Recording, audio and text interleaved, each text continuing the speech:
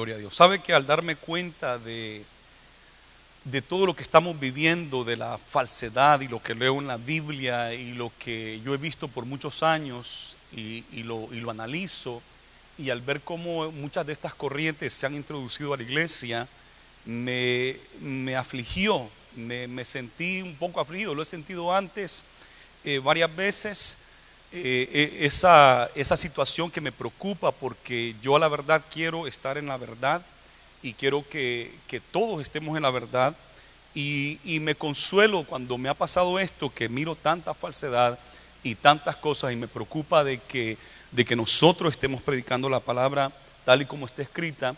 Pero vienen a mi memoria versículos que me fortalecen. Por ejemplo, el que Jesús dijo: voy a enviarles al Consolador, al Espíritu Santo, y el Espíritu Santo les va a guiar a toda verdad y a toda justicia. Me consuela el versículo que dijo Juan, el discípulo amado, cuando le escribió a la iglesia y le dice, le dice de que ustedes no tienen necesidad de que se les enseñe, porque ustedes tienen el Espíritu Santo en ustedes, y el Espíritu Santo les va a hacerles ver cuál es la verdad y qué es la sana doctrina en la cual nos tenemos que mantener. Y el otro que me consuela mucho y me da las pautas a seguir, porque no sé qué hacer de momento cuando miro todo esto, pero el Señor me recuerda qué es lo que hay que hacer. ¿Y qué es lo que hay que hacer? Cuídate a ti mismo. Eso lo tenemos que hacer. Cuídate a ti mismo y cuida la doctrina. Eso es lo que el Señor me ha dicho a mí desde joven, hace 10 años, cuando comencé a pastorear. Cuídate a ti mismo y cuida la doctrina. Entonces eso es lo que tenemos que hacer: cuidarme del pecado, cuidarme de la avaricia, cuidarme del afán de la grandeza, de la altivez, del orgullo. Cuídate a ti mismo de la fornicación, de la borrachera, de la drogadicción, de la calumnia, de los chismes. Cuídate a ti mismo y cuida la doctrina. Que no traten de trastornar la doctrina y tratando de darle vuelta a lo que el Señor ha dicho. Entonces, cuídate a ti mismo y la doctrina. Persiste en ello, pues haciendo esto te salvarás a ti mismo y los que te oyen. Persistir, porque uno puede comenzar, hoy estoy motivado en esto y puedo decir, vamos a darle. Pero ¿y qué pasa cuando pasan 2, 3 semanas y ya viene otro tema, ya estamos en otros problemas, otras dificultades? Pero el Señor dice, persiste en ello. Y ese versículo es lema para mi ministerio, para mi vida. Y eso es lo que me consuela, de que a pesar de toda la falsedad y todo lo que hay y todo lo que el Señor dijo que se iba a levantar, podemos estar a salvos y podemos tener fe, confianza, esperanza en el Señor, de que Él nos va a llevar a puerto seguro. Él nos va a llevar a donde Él nos quiere llevar, que es a la vida eterna. Hoy entramos a una nueva unidad, una nueva serie que se titula El cristiano en un mundo posmoderno. El cristiano en un mundo posmoderno. Eso de posmoderno, lo único que quiere decir es un tiempo que estamos viviendo. Cuando la gente allá por los años 1500, 1600, 1700 empezaron a ponerle más énfasis al estudio, al conocimiento, a la filosofía y todo eso, fueron nombrando los periodos que hemos vivido. Desde que cae el Imperio Romano, y usted recuerda que Jesús estuvo en esta tierra durante el Imperio Romano. Eran los romanos los que decidieron que estaba bien matarlo, llevarlo a la cruz del Calvario. Eran los romanos los que gobernaban. Pero el Imperio Romano cae como unos 400 y algo años, casi 500 años después de Jesús, y después de que el Imperio Romano se destruye de adentro, de adentro de sí mismo, entonces comienza lo que en la historia se ha llamado los tiempos oscuros, la Edad Media. The Dark Ages se conoce en inglés, y tuvimos un tiempo de oscuro como de casi 1000 años, 800 años por ahí de oscuridad. ¿Por qué oscuridad? Porque no había ciencia, no había conocimiento, la gente, casi nadie sabía leer ni escribir, y aún los príncipes y los gobernantes habían unos que ni sabían ni leer ni escribir.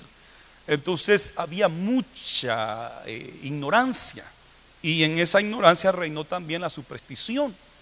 Pero después empiezan a despertar, y a ese periodo, entonces el periodo más grande se le conoce la Edad Media o la Edad Oscura, y se le puso así a ese periodo. El otro periodo que siguió se le llamó el periodo del Renacimiento, aproximadamente unos 300 años, de cuando comienza el Renacimiento. La gente empieza a despertar, empieza a poner atención a la filosofía, empieza a poner atención a la historia, a la matemática, a la ciencia, y en ese periodo del Renacimiento sale gente como Galileo, que se inventa un telescopio y empiezan a ver más, o a ponerle más atención a las estrellas.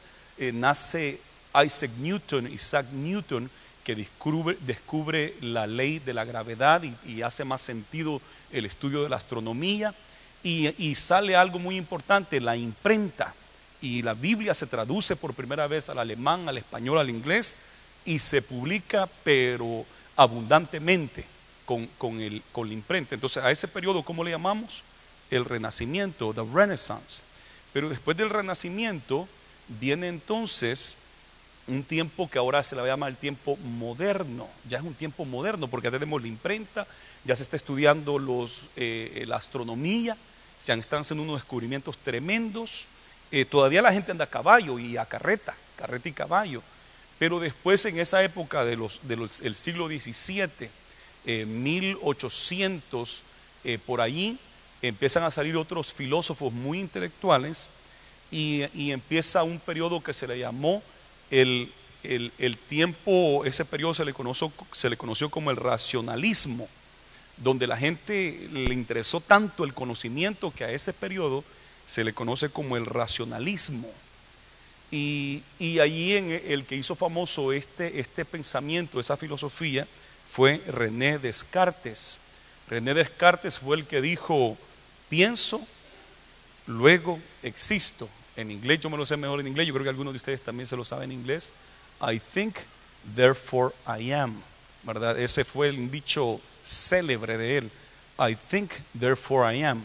Pienso, por lo tanto soy, o pienso, por lo luego existo, por lo luego soy. Entonces el conocimiento, el pensar, y se hizo bien grande eso. Salimos nosotros de ese tiempo moderno, del tiempo del racionalismo, salimos a caballo. En esos días ya se había inventado el tren, ya se podía correr como a 60 millas por hora, el tren de leña, ¿no? Y que se usaba ese tren. Pero en ese poco tiempo de los años finales de 1800 y los comienzos de 1900, ¿sabe lo que sucede? Entramos a los años 1900 a caballo, a carreta y en tren, y hemos salido 100 años más tarde, al año 2000. ¿En qué salimos? En avión, carros, aviones, trenes eléctricos que corren a 120 millas por hora. Y no solamente aviones regulares, que en los que hemos oído muchos de nosotros, hay aviones que son supersonic, que corren a la velocidad del sonido y son tremendos, bien rápido se llega desde Estados Unidos a Europa. Y no solamente eso, ¿qué hizo el hombre? En los años 60 por allá, se paró en la luna. Imagínese usted, en 100 años hubo una explosión de conocimiento, de tecnología terrible como jamás antes la hemos visto. Entonces a este periodo se le ha llamado el periodo del posmodernismo, el periodo del posmodernismo. ¿Van conmigo? ¿Me entienden? Entonces vamos a concentrarnos en esta serie que le hemos llamado El cristiano en un mundo posmodernismo. ¿Qué ha pasado? Bueno, en la Edad Media muchas tinieblas, ignorancia, supersticiones. En el Renacimiento un despertar del conocimiento. En el tiempo del racionalismo, a darle más cabida al pensamiento del hombre y a pensar más en el hombre, a cuestionar la religión, porque ¿quién es la iglesia que gobernaba en esa época toda Europa y después Latinoamérica por un tiempo? La Iglesia Católica Romana. Y se le empezó a cuestionar y a cuestionar y a cuestionar. No querían ellos permitir de que se dijera que el sol es el centro de nuestro sistema solar, pero Galileo y todos ellos estaban diciendo: no, es el sol el centro, y la tierra da vuelta alrededor del sol y Marte y todos esos planetas, Mercurio. Pero la Iglesia Católica agarró una postura y dijo: no, la tierra es el centro y el sol da vuelta alrededor de nosotros. y los planetas dan vuelta alrededor de nosotros. Nosotros somos el centro, porque así Dios lo creó. Pero hoy se han tenido que retractar porque es evidente científicamente de que es el Sol el centro de nuestro sistema solar y que la Tierra es el tercer planeta que da vuelta alrededor del Sol. Y antes creíamos de que nosotros éramos el centro del universo y la Iglesia Católica tomó esa postura. La Iglesia Protestante evangélica nunca tomó una postura en esto, porque justo en ese tiempo nacen, incluso le dan libertad a la ciencia y le dan libertad al razonamiento, que hay que analizar las escrituras, no nada más creer así por creer, sino que hay que estudiarla.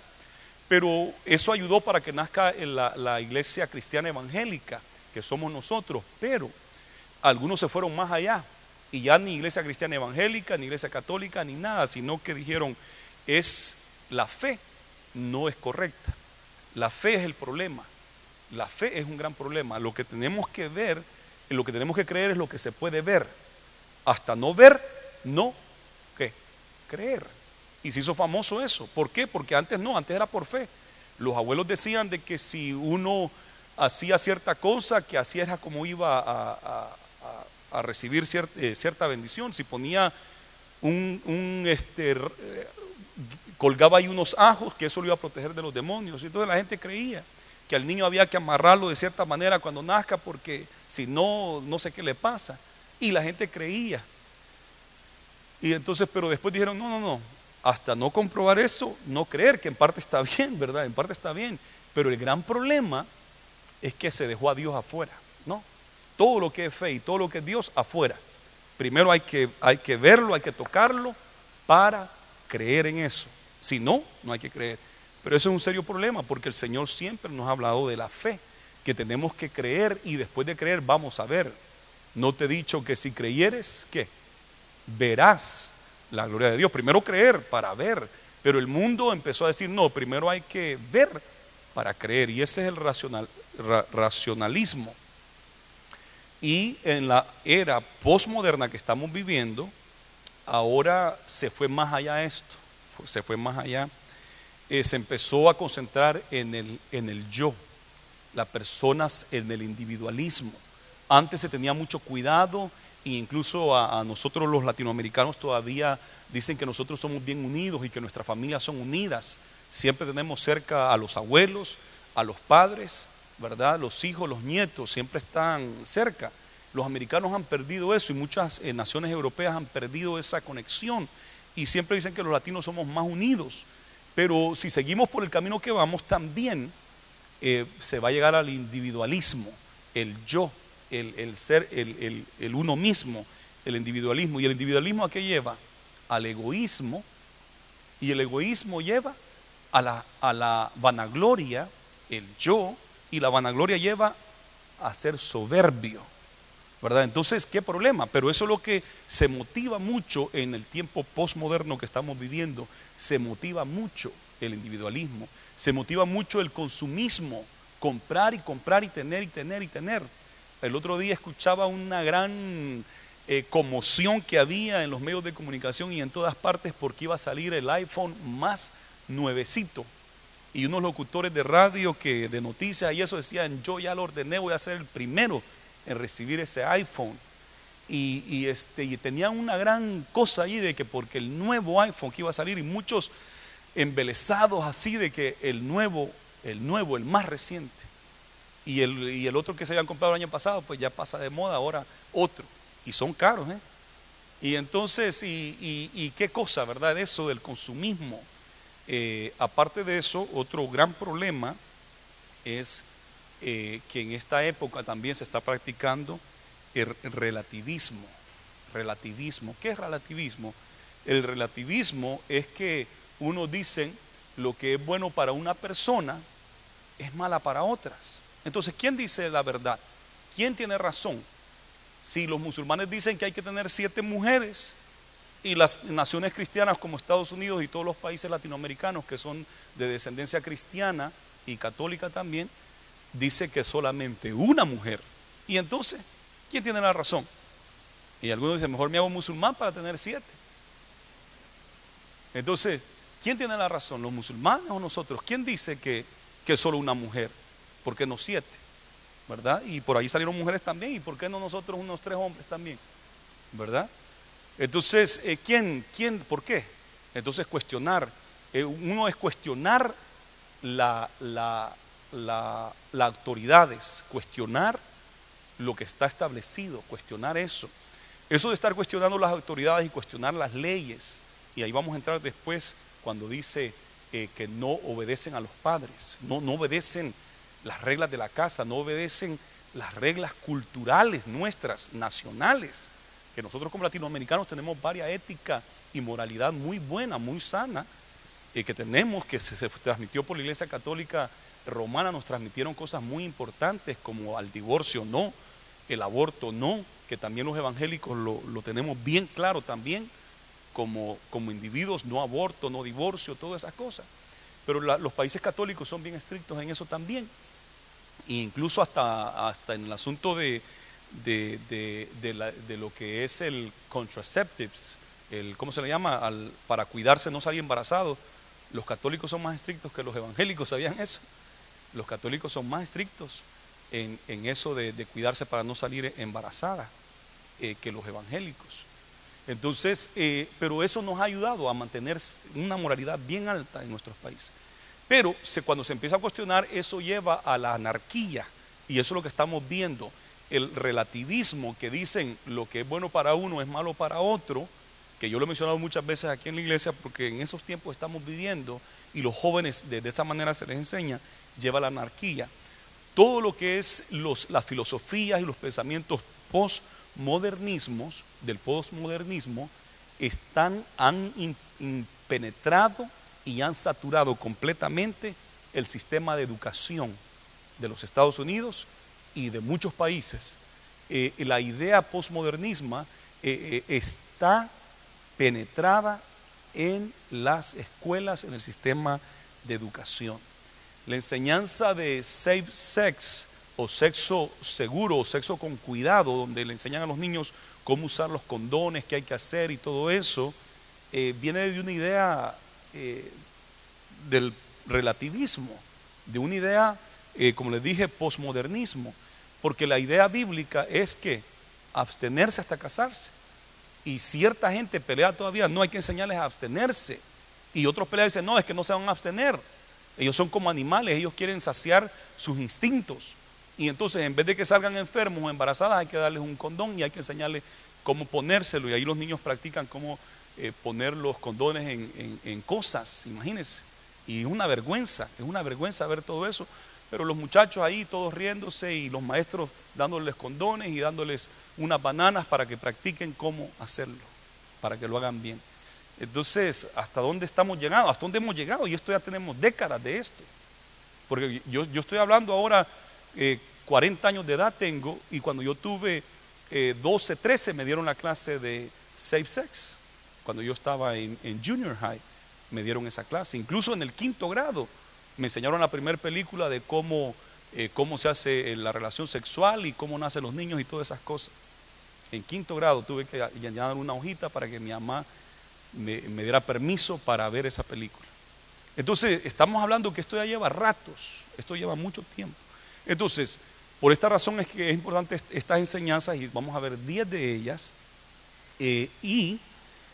vamos a ver cómo ha penetrado la educación, ha penetrado el sistema del gobierno. El gobierno de esta manera gobierna, el sistema judicial está penetrado de esto también, y también los medios de comunicación, las películas, la música, todo trae esto, pero lo más doloroso es que también ha influenciado a la iglesia cristiana.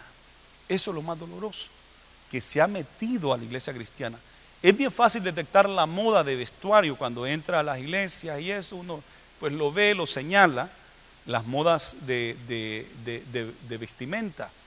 Pero lo que es bien difícil detectar son las modas filosóficas del mundo que entran a la iglesia. Y eso yo creo que es más importante todavía, detectar los pensamientos mundanos de esta época, porque han venido cambiando. Pero los pensamientos de hoy en día, ¿cómo ha afectado a la iglesia? Y cómo es que un predicador parece que está predicando la verdad, pero en parte camina con tanta arrogancia, con tanta prepotencia, con tanto orgullo, y lo que está diciendo es verdad, pero la manera que se conduce es con un orgullo, con prepotencia, con altivez. Yo soy mejor que ustedes. Y hay corrientes así, iglesias que así les gusta y así se han ido. Y todos los miembros igual. ¿Cómo es posible de que prediquemos algo bíblico, de que Dios puede prosperar? Y que Dios prospera, y yo lo creo. Pero que al mismo tiempo nos vayamos al otro extremo con la avaricia, el amor al dinero, cuando el Señor ha dicho que nos cuidemos de la avaricia, del amor al dinero. ¿Y cómo es posible de que hay un movimiento de la teología de prosperidad en muchas iglesias y no lo han detectado? Y hace ratos que se salieron de la base bíblica y están promoviendo dinero, dinero, prosperidad, prosperidad, prosperidad, y ya se pasaron y están promoviendo la codicia y están promoviendo el amor al dinero. ¿Y cómo es posible? O sea, y esto viene del mundo, las corrientes del mundo que han infectado a las iglesias. Y hay más, pero cada clase vamos a ir viendo diferentes cosas de esto. Hoy en día nos vamos a concentrar en el hombre y la mujer, en lo que es el hombre y la mujer de este tiempo posmodernismo. ¿Cómo es el hombre y la mujer de esta época? Aquí el apóstol Pablo, en el capítulo 3 de Segunda de Timoteo, le da de manera profética, le escribe y al mismo tiempo le está profetizando a Timoteo lo que va a ser en el tiempo de él. Pero esto, muchas veces las profecías es de doble filo, como la espada de doble filo, porque tiene cumplimiento en ese momento, pero también en tiempos postreros. Y aquí cuando él dice esto, también debes de saber esto, y empieza una profecía acá, que en los postreros días vendrán tiempos peligrosos. Bien interesante esta frase, postreros días. Postreros días también se puede decir los últimos tiempos o los últimos días. Jesús mencionó los postreros días. Varios apóstoles mencionaron los postreros días. Y los profetas del Antiguo Testamento también mencionaron los tiempos finales, los postreros días. Entonces, aquí vamos a ver una profecía de los tiempos finales. Y nosotros creemos que estamos en los tiempos finales. Estamos ahí, en los tiempos finales. Y dice que estos tiempos iban a ser peligrosos, iban a ser tiempos muy peligrosos, y eso es lo que a mí me preocupa, porque son tiempos peligrosos y que fácil uno puede ser engañado y creer que uno va en el camino correcto. Fácil puede ser uno engañado pensando que está bien y eso es lo que me preocupa, porque son tiempos peligrosos. Pero como les dije, el Señor también nos consuela con su palabra, y media vez nosotros nos agarremos de la palabra, vamos a estar bien. La palabra del Señor, como vamos a ver al final, dice así: porque habrá hombres, y cuando hablamos aquí de hombres estamos hablando de personas, estamos hablando del carácter de los hombres, y que incluye hombres y mujeres. Por eso es que el título es Características del hombre y la mujer en los tiempos postmodernos. Ese es el tema de hoy. Habrán hombres amadores de sí mismos, ávaros, vanagloriosos, soberbios. Fíjese que dice que lo que va a haber, lo primero que nos sale acá, es que van a haber hombres amadores de sí mismo. Es lo primerito que nos dice. Ser amador de sí mismo lo lleva a ser avaro, vanaglorioso. Y esto, y lo estamos viendo hoy en día, gente que se ama a sí mismo. Hay una frase que se ha hecho bien famosa también, que es el narcisismo. El narcisista es uno que se está enamorado de él, está enamorado de ella misma, y se ve en el espejo y se ve de lado, y wow, y está enamorado de su apariencia, ¿verdad? El narcisista, amador de sí mismo, y cómo le gusta cuidarse. Hoy en día tenemos un gran problema en nuestro país con la obesidad, con los problemas de diabetes, los problemas de la presión alta, el azúcar, todas esas cosas. Y es cierto que tenemos que cuidarnos y tenemos que hacer ejercicio, tenemos que tener una buena dieta, pero también está el otro peligro, el otro extremo, que se cuida tanto y va tanto al gimnasio y le da tanto cuidado a su cuerpo, que ya se ha hecho un amador de sí mismo. Yo no estoy en contra del deporte, de las buenas dietas y todo eso, incluso lo motivamos como pastor a que hay que cuidar nuestro alimento, hay que cuidar la manera que comemos, porque tanto puerco, tanta soda y tanta cosa nos va a afectar y nos está afectando a muchos. Y hay que cuidarse, pero también hay un peligro. Y entonces en Estados Unidos se ha hecho de moda todo eso de cuidar el cuerpo, la dieta y todo eso. Hay revistas, hay todo y promueven pero fuertemente. Y la gente que se hace adicta a estas cosas porque es amadora a sí mismo, está en un peligro, está en un peligro. Esto nos lleva a la avaricia, nos lleva a ser vanagloriosos, lleva a la gente de la vanagloria, lo lleva a ser soberbios, blasfemos, a hablar cosas. Ya cuando uno es soberbio, ya se hace blasfemo, empieza a decir cosas que así, como que si le vale, ¿verdad? Se hace un blasfemo, de la vanagloria a la soberbia. Qué terrible. Y de la soberbia a ser blasfemos, desobedientes a los padres, ya no hacen caso a las leyes de la casa, a las reglas de la casa, a la moralidad que los padres nos han enseñado. Ya no les importa, ya no les importa las reglas culturales, las normas culturales que habían, sino que hacen cualquier cosa, ¿verdad? Van cambiando. Y se empieza a detectar eso en la forma externa.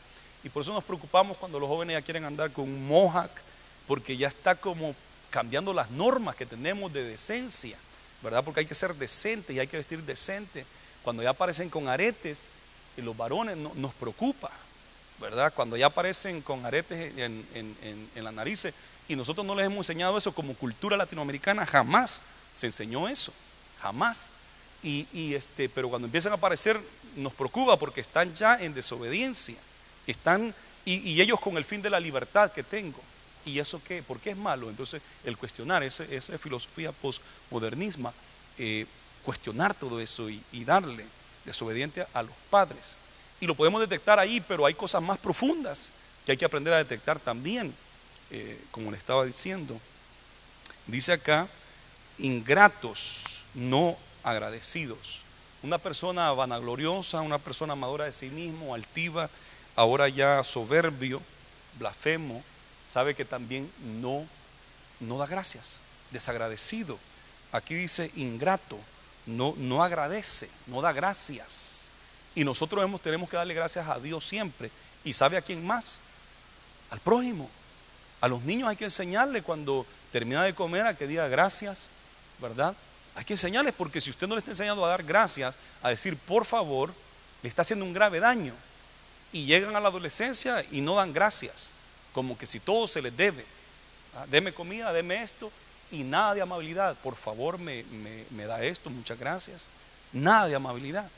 Y si usted no está teniendo cuidado en enseñar a sus niños y a sus adolescentes, usted está colaborando en esto. Y debe de fijarse bien, El mundo es ingrato. Aquí dice que esta gente, las características, las actitudes y acciones de la gente de esta época, de los tiempos finales, sería así, no agradecer. Nosotros siempre nos cuidamos de dar gracias a Dios y debemos de cuidarnos de dar gracias a la gente. Yo como pastor siempre me aseguro de estarle dando gracias a los supervisores, a los líderes, a los anfitriones, a todos los que trabajan, a los que compran la comida, siempre gracias, porque sé de que aquí todos lo hacemos juntos, que yo no soy aquí el que hago las cosas, ¿verdad? Y si yo fuera ingrato, ¿sabe cómo pareciera? Como que pareciera que yo soy el que hago todo. ¿Por qué darle gracias si yo soy el pastor, yo soy el que estoy guiando aquí todo, ¿verdad? Entonces, ¿y qué pasa con un pastor altivo? Va mal, pierde la gracia, porque la altivez hace perder la gracia. Pero cuando uno da gracias, porque uno reconoce, usted ha hecho un buen trabajo, y le agradezco, porque usted ha hecho un buen trabajo, es parte de este gran equipo, ¿verdad? Pero imagínese un líder que no da gracias, entonces cree que él solo lo hizo. Entonces, y eso es malo, y eso es bien mal, y debemos de cuidar eso, darle el crédito a la gente, gracias, ¿verdad? Porque de otra manera seríamos como esta gente que no tiene a Dios, y lo que estamos viviendo hoy en tiempo, gente ingrata. Continúa aquí diciendo, sin afecto natural. Esto es terrible, de verdad. Dios ha puesto un afecto natural en el hombre, aún el no cristiano. El hombre cristiano tiene el Espíritu Santo, y cuando el hombre cristiano y la mujer cristiana tienen el Espíritu Santo, el primer fruto que se debe reflejar es el amor. Y en esto conocerán la gente que ustedes son mis discípulos, en que se aman los unos a los otros. El amor. Pero déjeme decirle que los no cristianos, los que no tienen el Espíritu de Dios, tienen un afecto natural que ya Dios les ha dado. De naturaleza misma Dios ha puesto un afecto, un amor, un cariño natural en ellos. Entonces el papá y la mamá, nace el bebé y wow, cómo lo aman, cómo lo abrazan, cómo lo besan. Pero el gran problema que estamos viviendo hoy en día es que muchos aún han perdido el afecto que es natural en el ser humano. Y hay hombres que a estos niños inocentes, frágiles, que todo adulto quiere cuidar y proteger, porque son niños, son indefensos. ¿Sabe cuando se ha perdido el afecto natural que hacen estos hombres? Están dispuestos a violarlos sexualmente para satisfacerse ellos mismos.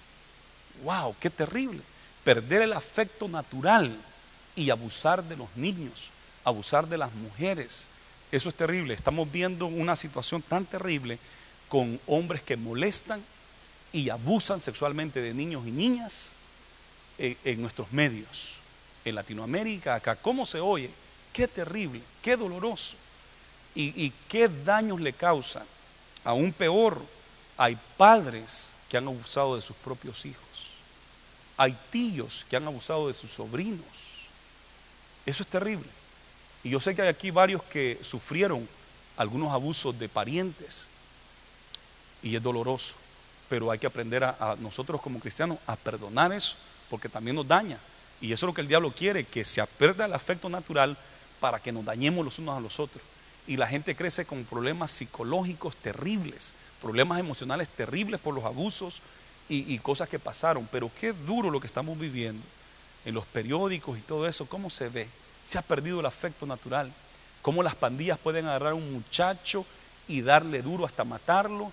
Cómo está pasando en Centroamérica y en México, que están extorsionando a la gente, gente trabajadora que quiere salir adelante, y en El Salvador le están cobrando renta a las pandillas. Va una mara y le dice a todo al que maneja autobús, el camión, al día tienes que pagar tanto, y ellos tienen que pagar diésel, tienen que pagar la aseguranza, tienen que pagar el permiso del gobierno, pero los mareros quieren también su tajada, y si no te mato, y han matado a muchos, y han quemado autobuses. Entonces se ha perdido el afecto natural, lo que es natural en el ser humano. Qué duro que eso se haya perdido y se va perdiendo y sigue perdiéndose alarmadamente. Y eso es lo que está diciendo el apóstol Pablo: tiempos peligrosos, tiempos difíciles los que estamos viviendo. Que el Señor nos ayude. Nosotros como cristianos debemos de mantener el afecto natural, que es lo más básico que todo ser humano debe tener, pero nosotros aún más se nos exige. A nosotros se nos exige tener el amor de Dios en nuestra vida, el amor ágape, el amor ágape. Se pierde el afecto natural, ¿por qué? Porque nomás se quieren a sí mismos. Y las madres y los padres abandonan a sus hijos como si nada, porque se están pensando en ellos mismos, están pensando en ellas mismas. Y se ha perdido el afecto natural. Que el Señor nos ayude, que el Señor nos ayude de verdad, y ayudar, que nosotros podamos ayudar a la gente a predicarle la palabra del Señor, a predicarle la verdad del Señor. Y continúa diciendo acá: implacables, implacables. ¿Sabe que en inglés noté que en la King James, implacables dice truth breakers, quebrantadores de promesas, los que quebrantan las promesas, implacables, no se sacian, están implacables. Pero también en inglés dice truth breakers, y eso es que quiebran los pactos. Y cómo tenemos una epidemia de gente que quiebra sus pactos. En el altar dijeron: yo prometo estar contigo en las buenas y en las malas, en la prosperidad y en la pobreza, en la adversidad como en tiempos buenos. Y hacen un pacto: y voy a estar contigo hasta que la muerte nos separe. Pero al año, a los 2 años, y en algunos casos hasta 20 años más tarde, 15 años más tarde, están quebrando su pacto. Eso lo estamos viendo hoy en día, hoy en día.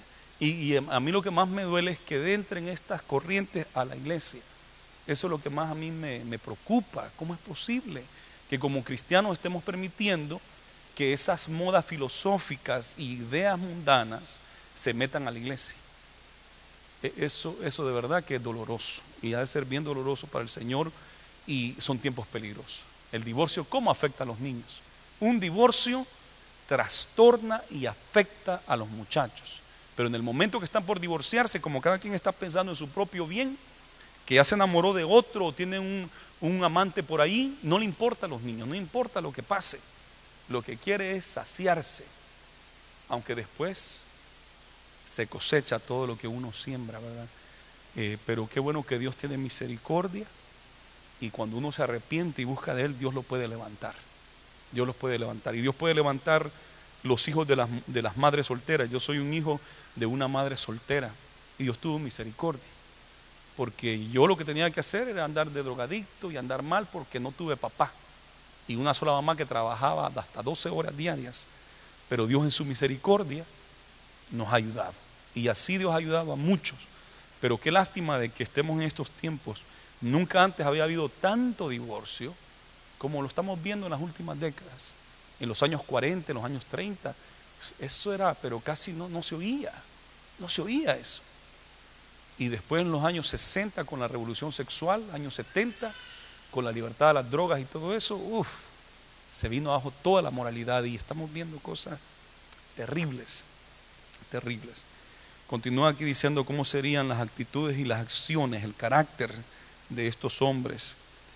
Dice que serían también calumniadores, levantar calumnias para destruir el testimonio, destruir la vida de otras, intemperantes, crueles, aborrecedores de lo bueno, no les gusta lo bueno, traidores, impetuosos, infatuados, amadores de los deleites más que de Dios. Hoy en día cuesta poder diferenciar entre lo bueno y lo malo.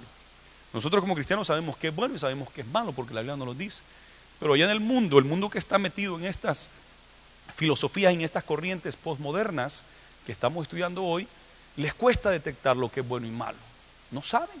Incluso a lo bueno le llaman malo y a lo malo le llaman bueno. Al matrimonio homosexual dicen, no, si está bien, no hay problema, si ellos dos se aman. ¿Qué le hace hombre con hombre? ¿Qué le hace? Está bueno. Y lo que está mal son los que se oponen al matrimonio homosexual, ¿verdad? Entonces se enojan con los que se oponen a cambiar esto, y los que no quieren que se cambie el matrimonio tradicional, es porque estamos peleando por lo que la Biblia dice, los valores que hemos recibido de la Biblia y que lo hemos recibido culturalmente y socialmente. Y estamos diciendo, no, es que no nos podemos dejar ir a esos niveles. Pero dicen, no, qué malos ellos que nomás quieren que hombre y mujer. Pero si eso es lo que la Biblia dice. Y entonces le ponen a uno títulos y lo señalan. Y los que están bien son los pobres homosexuales que se quieren casar. Nosotros decimos, ellos que hagan lo que quieran hacer, en su casa, donde quieran, no hay problema. Ahora hasta ya tienen libertad de besarse en público, ¿verdad? Y antes hasta miedo les daba agarrarse la mano. Cuando salieron del closet, ahora hasta en público se besan ahí. Y ahora quieren más, ahora quieren que nosotros digamos, sí, ustedes están en lo correcto, el matrimonio también es para ustedes. En Estados Unidos ya hay leyes de uniones civiles. Ellos ya tienen todos los beneficios de estar casados, lo tienen ya lo tienen. En California hace ratos que pueden tener una unión civil y recibir todos los bienes de un matrimonio, recibir todos los derechos de un matrimonio. Pero ellos quieren de que no se le llame unión civil, ellos quieren que se le llame matrimonio, porque quieren decir, no es correcto hombre con mujer, como ustedes han dicho, puede ser hombre con hombre y puede ser mujer con mujer. Hay gente que tiene relaciones sexuales con sus animales, ¿sabía usted eso? Y se ha sabido eso. Por ahí va a salir un loco que va a pelear, que quiere casarse con su mascota. Entonces, ¿hasta dónde vamos a parar? Tenemos que parar ahora. El matrimonio es entre un hombre y una mujer. Pero vienen tiempos peligrosos, y va a seguir, y va a seguir. Ya se metió a las iglesias, como le digo, está en el mundo y se mete a las iglesias.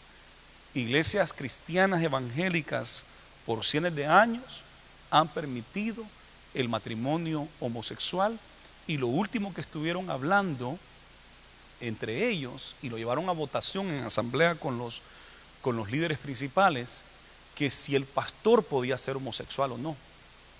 Que casar homosexuales no había problema, pero ¿será que un pastor puede pastorear teniendo su amante, su hombre allí? ¿Y sabe qué decidieron? Que sí, porque pobrecito un obispo había estado con su amante por no sé cuántos años y no se podía casar con él, y siendo pastor, y ahora ya se casó y ya tiene libertad para ser obispo homosexual. Entonces, y eso es lo que preocupa, las modas filosóficas del mundo metiéndose a la iglesia. ¿Hasta dónde vamos a llegar? ¿Hasta dónde vamos a poner un paro? ¿Hasta dónde vamos a poner un paro? Tenemos que poner un paro. Tenemos que ser nosotros estrictos en esto. Y aunque nos llamen de tradicionalistas, aunque nos llamen la famosa frase que usan por ahí, legalistas, debemos de tener unas normas bien establecidas y unas fronteras bien claras, bien claras. Daniel eso fue lo que hizo. Daniel puso una frontera, un estándar bien claro y dijo: yo no me voy a contaminar ni con la comida del rey ni con el vino. Bien hubiera podido hacerlo, haber comido todo eso y tomar todo eso. Estaba lejos de su familia, pero él dijo: no, ni siquiera eso voy a hacer, ¿verdad? Vamos a ponernos una línea. Pero ¿qué pasa? La iglesia ha venido borrando las líneas. Ok, ya el vestuario, bueno, ok, hagámoslo más para acá. ¿Qué importa el vestuario? Dios mira el corazón. Ok, bueno, ahora que el divorcio, bueno, está bien que el pastor tenga 2 o 3 esposas divorciadas. Ok, hagamos más para acá la línea. ¿Y ahora qué? Entonces, bueno, que si los líderes son homosexuales, bueno, y si ellos se aman y la Biblia dice que hay que amarse, entonces, ok, que sean homosexuales. Entonces, ¿hasta dónde vamos a llegar?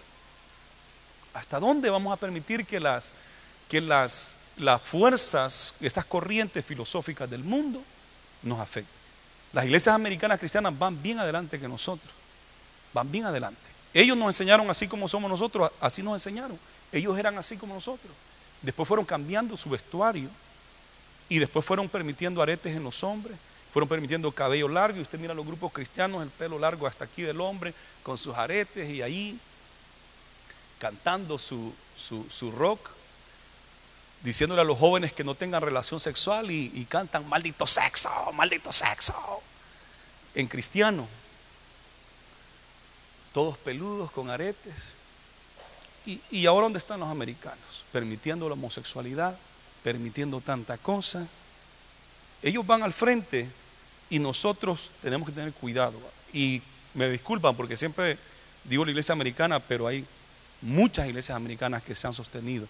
Eso debo de señalarlo también, porque estoy siendo injusto en decir que los americanos todos, no. Hay iglesias buenas americanas que se han mantenido, pero también hemos visto iglesias americanas y europeas que se han ido bien al extremo. Iglesias latinas no se han ido mucho al extremo. Algunas ya comenzaron por ir viendo y no quedar a la antigua, y están viendo allá y ya comenzaron a darle. No sé a dónde van a parar, pero eso es lo que está pasando en este tiempo. Continúa acá. Dice que tendrán, esto quiero parar aquí, amadores de los deleites más que de Dios. Amadores de los deleites. Pero dice aquí el apóstol: no estoy en desacuerdo con los deleites. Está bien, los deleites están bien, pero no más que a Dios. O sea, por eso que pone acá, amadores de deleites, dice, más que de Dios. Hay deleites, la vida, Dios nos ha dado la vida con muchos deleites. Está el deleite de descansar, está el deleite de reír, está el deleite de comer, ¿verdad? Una cena bien deliciosa, bien sabrosa. ¡Qué deleite! Está el deleite de las montañas, de los ríos, de los lagos. Es un deleite. Está el deleite del deporte, ¿verdad? Es un deleite. Hay varios deleites. Pero el problema es cuando aman más los deleites que a Dios. Ese es el gran problema. Entonces, cuando usted ama tanto el deleite del fútbol, prefiere no venir al culto y perderse todo con tal de no perderse el partido por ese deleite que da el fútbol. prefiere no venir a la iglesia e irse a acampar 3 días con sus hijos allá y después el otro fin de semana otro viaje y ya olvidemos de Dios, mejor andemos de deleite en deleite, acampando por acá, haciendo carne asada por allá, esto cada fin de semana y olvidémonos de asistir a la casa de Dios. Entonces ese es el gran problema, amadores de los deleites más que a Dios. Cuando un deleite se hace más importante que Dios, la Biblia dice que eso es idolatría y que ya se convirtió en su Dios. ¿Qué Dios más feo, más débil tener como Dios el deleite que sea un Dios? Maloc tenían allá en el Antiguo Testamento, las religiones paganas tenían un Dios que se llamaba Maloc, el Dios del placer, el Dios del deleite. En el tiempo de Jesús había un Dios que se llamaba Mamón, el Dios del dinero, y les movía el dinero. Pero el Señor nos insta a nosotros a no ser codiciosos y no amar los deleites más que a Dios. Podemos deleitarnos, podemos tener algún deleite natural, claro que sí. En cuanto al deleite sexual, la Biblia dice que es entre el hombre y la mujer que está debidamente casado. Y los proverbios dicen que disfrute, que se goce con la mujer de su juventud, que allí se sacie. Cantar de los cantares hasta está medio ahí,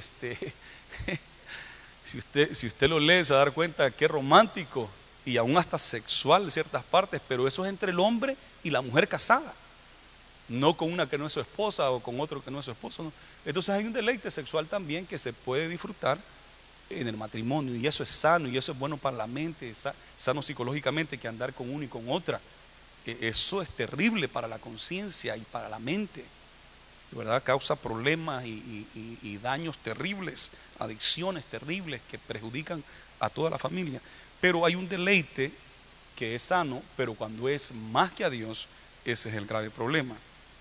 Y continúa aquí diciendo que tendrán apariencia de piedad, pero negarán la eficacia de ella. A estos evita. Tendrán apariencia de piedad. Y esta es la cosa, que se van a infiltrar a la iglesia y van a tratar de decir, yo soy piadoso. Tienen apariencia de piedad, tienen apariencia de religioso, pero niegan la eficacia de ello. Tienen apariencia de estar bien, pero no se les mira en sus frutos. La apariencia, pero no en sus propios frutos. Dice acá, porque de estos son los que se meten en las casas, y nos dice que a estos evitemos, fíjense, que evitemos a los que tratan de aparentar que son piadosos y no lo son, porque son todo esto, y quieren actuar de que son cristianos y de que son líderes y todo. Entonces a estos evita, cuidado con esa gente, hay que evitarla, porque de estos son los que se meten a las casas y llevan cautivas a las mujercillas, cargadas de pecados, arrastradas por diversas concupiscencias. Cuando dice aquí mujercillas, en King James en inglés dice silly women, y en otras versiones como la Nueva Versión Internacional dice mujeres necias, parecido al que dice en inglés, mujeres necias. Entonces cuando dice mujercilla, no solamente está diciendo una joven, una mujercilla, una mujer chiquita, una mujer joven, no, está diciendo una mujer necia, una mujer silly, a silly woman, ¿verdad? Que se deja arrastrar por esto. Y estos hombres se aprovechan y llevan cautivas a estas mujeres cargadas de pecado, arrastradas por diversas concupiscencias. Estas son las mujeres, y cuando hablamos aquí de mujeres, hemos dicho también hombres. Cuando hablamos de hombres, hablamos de mujeres también. Entonces aquí también pueden haber hombres igual, mujeres y hombres que van detrás de esta gente, no porque aman la verdad o porque quieren escuchar la verdad, porque quieren mantenerse en la verdad, sino porque buscan algo novedoso, algo diferente, algo nuevo, algo poderoso, algo excitante. Y ese es el peligro, que cuando andan buscando algo novedoso, algo nuevo, algo excitante, son presa fácil para el montón de falsos profetas que se ha levantado y cosas raras que se han levantado. ¿Por qué? Porque son mujeres necias. Esto también hace referencia a lo que le pasó a Eva cuando Satanás le engañó, la serpiente la engañó y escuchó la voz del diablo, le dijo no morirás, y accedió a la tentación. ¿verdad? Entonces hace referencia a eso también, la mujer que accede a la tentación, pero eso también el hombre, Adán también accedió a la tentación y cayó. Dice, estas siempre están aprendiendo y nunca pueden llegar al conocimiento de la verdad, pues no aman la verdad. Lo que aman son cosas nuevas, novedosas, y quieren algo nuevo. Y de la manera que Janes y Jambres resistieron a Moisés, así también estos resisten a la verdad, hombres corruptos de entendimiento, reprobos a cuanto a la fe, mas no irán más adelante, porque su insensatez será manifiesta a todos, como también lo fue la de aquellos, la de Janes y Jambres. ¿Quiénes son ellos? Con Moisés nos dimos cuenta de Aarón y María cuando María le cayó la lepra, que resistieron a Moisés, resistieron a Dios y a Moisés. Sabemos de la rebelión de Coré, sabemos de Coré y la rebelión de Coré, pero Janes y Jambres, ¿cuándo fue esto? ¿Qué pasó aquí de Janes y Jambres? Bueno, si usted lee todo el Antiguo Testamento, versículo por versículo y todo, no va a encontrar jamás la palabra Janes y Jambres. Janes y Jambres están en la tradición judía. Los rabinos y ellos tenían otros escritos apócrifos que no eran considerados Biblia, pero era la tradición. Entonces, en la tradición de ellos dicen de que los nombres de aquellos dos magos que resistieron a Moisés eran Janes y Jambres. ¿Quiénes son estos? Estos son los dos cuando llega Moisés a Egipto y entra a ver al faraón y le dice, deja ir a mi pueblo. Y él le dice, pero ¿cómo quieres que los deje ir? Entonces viene Dios y le ha dicho a Moisés, hazle una señal con tu vara. Entonces viene y tira la vara Moisés. ¿Y qué pasa con su vara cuando cae al piso? Inmediatamente se hace una serpiente. Entonces dijo el faraón, eso no es nada. Mira acá, mis magos y Janes y Jambres, según la tradición judía que le dan nombre, tiran sus varas. ¿Y qué sucedió con las dos varas cuando caen las de ellos? De igual manera, dos serpientes. Entonces, dice el apóstol Pablo que así van a ser esta gente. Entonces se van a meter a la iglesia con cierto poder, igual que Moisés tenía poder, y estos van a hacer milagros, van a hacer prodigios, y ahí es donde viene más la confusión, ahí es donde se aumenta la confusión, porque se sanan los enfermos, son liberados, pasan cosas, hay profecía. Pero ¿qué sucedió? Dice de que van a ser avergonzados, no van a prosperar mucho tiempo, porque dice acá que en el versículo 9, mas no irán más adelante, porque su insensatez será manifiesta a todos, como también lo fue lo de aquellos. Sí van a prosperar por un tiempo, pero no van a seguir más adelante, porque se va a revelar su insensatez. Porque ¿qué pasó cuando caen las dos serpientes de estos dos magos, o de estos magos del faraón? ¿Qué sucede? Viene la serpiente, que era la vara que había tirado Moisés, o Aarón más bien fue el que la tiró, y ¿qué hace? Se come a las dos serpientes de los magos de faraón. Y cuando va y agarra por la cola la serpiente, entonces inmediatamente se volvió a hacer la vara, pero la vara de aquellos nunca volvió a aparecer, porque desaparecieron, estaban ahora en el estómago de la vara de Moisés. Entonces vencieron. Cuando viene y convierte el río Nilo en sangre, ellos también tomaron una vasija de agua y la convirtieron en sangre, pero no prosperaron para siempre. Después ya no pudieron con el poder de Dios. Igual va a pasar, y gracias a Dios por eso. Gracias a Dios que está esta promesa acá, que no van a prosperar para siempre. La gente se va a dar cuenta de su engaño. Y lo he visto en la ciudad, he visto gente que ha venido muy poderosa, muchos lo siguen, y después se dan cuenta de que eran falsos. Uno que vino con un canal de televisión, que hasta me dijo que quería que yo fuera el presidente con tal que lo apoyara. Yo miraba de que no era un hombre de Dios, se le miraba toda esa jactancia, altivez, dinero, prosperidad y queriendo sacar dinero, y después resultó bien mal. Y hay testigos en esta ciudad de cómo terminó ese hombre. Igual le pasó al otro, son tres, que no los voy a nombrar, porque algunos están todavía por ahí, pero ya la gente los descubrió. La gente los vio completamente.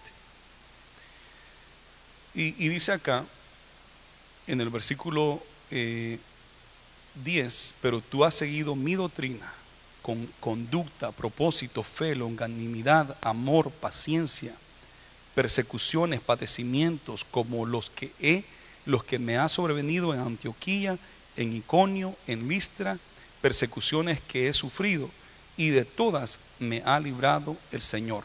Y también todos los que quieren vivir piadosamente en Cristo Jesús padecerán persecución.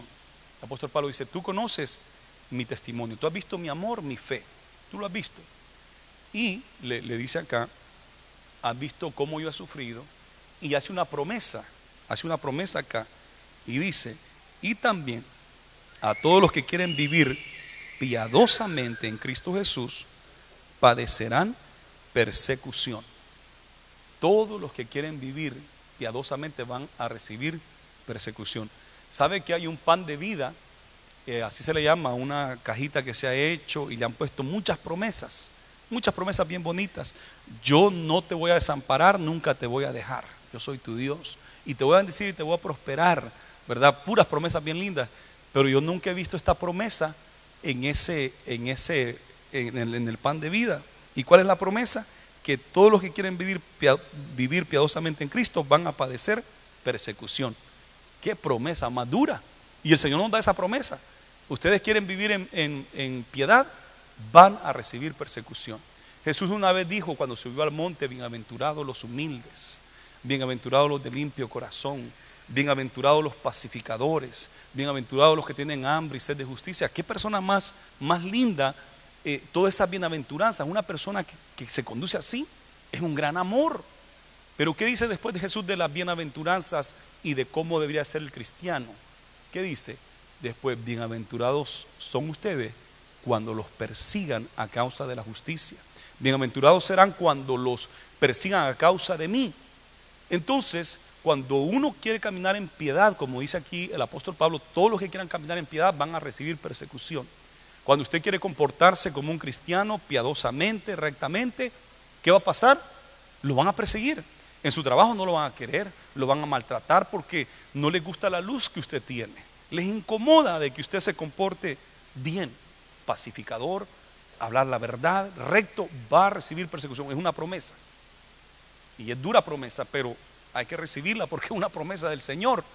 La próxima vez que cantemos el corito, las promesas del Señor mías son, y después uno para el corito y dice, una promesa, hermano, y ya una promesa. Tal vez alguien dice esta promesa que está dura. Todos los que quieran vivir piadosamente en Cristo Jesús padecerán persecución. Mas los malos hombres y los engañadores irán de mal en peor. Va a empeorar la cosa. Engañando y siendo engañados. Ellos son engañados y siguen engañando. Cosa terrible. Pero persiste tú en lo que has aprendido y te persuadiste sabiendo de quién has aprendido y que desde la niñez, que bueno por nuestros niños que vienen cada domingo y cada culto, desde la niñez has sabido las sagradas escrituras, las cuales te pueden hacer sabio para salvación por la fe que es en Cristo Jesús. Toda la escritura es inspirada por Dios y útil para enseñar, para redarguir, para corregir, para instruir en justicia, a fin de que el hombre de Dios sea perfecto, enteramente preparado para toda buena obra. Gracias a Dios por su palabra. Gracias a Dios por su palabra. Y tú, Timoteo, desde la niñez lo has sabido. Bienaventurados nuestros hijos, nuestros jóvenes que desde la niñez han venido aprendiendo la palabra, que sigan así y que los va a hacer sabio para la salvación que es a través de Cristo Jesús. La palabra es bien importante en esto. Sé que ha habido confusión, algunos dicen, ¿qué es más importante? ¿El Espíritu Santo o la palabra? Y eso jamás se debe preguntar qué es más importante, la palabra o el Espíritu Santo. Es como preguntar quién es más grande, el Padre, el Hijo o el Espíritu Santo. El Padre y el Espíritu Santo es un solo y verdadero Dios. Y la palabra fue dada por Dios y la palabra no puede ser contradecida por el Espíritu Santo. Y hay algunos que siempre pierden de mente esto y dicen, no, pero es que hay que darle más al Espíritu Santo que a la palabra. La palabra es la base de todo. Nosotros conocemos al Espíritu Santo por la palabra, porque algunos dicen que conocen al Espíritu Santo y hacen cosas que son antibíblicas. La palabra y el Espíritu Santo no se pueden contradecir, porque es el Espíritu Santo el que nos ha dado la palabra. Y importante igual, es la base de nuestra doctrina. Gloria a Jesús. Vamos a inclinar nuestro rostro.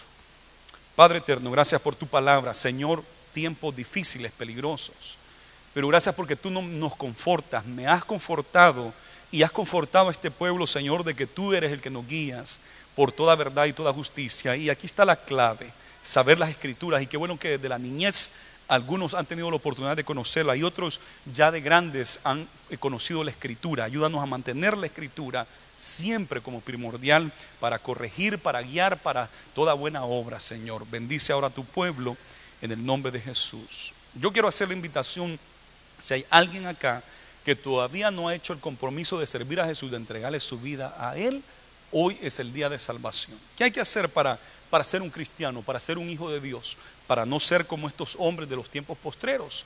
¿Qué hay que hacer? Entregar su vida a Jesús. Y yo quiero darle la oportunidad a usted que si usted quiere entregar su vida a Jesús, levante su mano en esta mañana y Dios le va a dar el poder para ser hecho hijo de Dios. Él le va a transformar. ¿Hay alguien acá que necesita reconciliarse con el Señor, ponerse a cuenta con Dios? Hoy es el día de salvación. Levante su mano, vamos a orar por usted. ¿Hay alguien? Gloria a Dios. Dios bendiga al hermano que se quiere reconciliar. Hay un diácono varón, si me ayuda con mi hermano para hacer una oración con él. Le voy a pedir al pueblo que nos pongamos en pie.